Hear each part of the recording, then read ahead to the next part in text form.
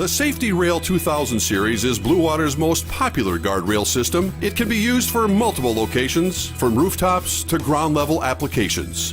All railings come with simple installation instructions located inside an attached tube. Installs require 3 basic steps. The Easy Mover helps position each base to the desired location. Then simply place each rail into one of the 4 ports of the base and insert the locking pin. No drilling or tools are required. The bases can be set up in any number of positions to avoid roof obstacles such as drains or ductwork. 600 feet of railing could easily be assembled by 2 competent installers in less than 2 hours. What's unique about the SafetyRail 2000, the bases weigh 108 pounds apiece, and when you set up an installation, a straight run with the outriggers at the beginning and end, whether it's a 10-foot run or a 500-foot run, you're fully compliant.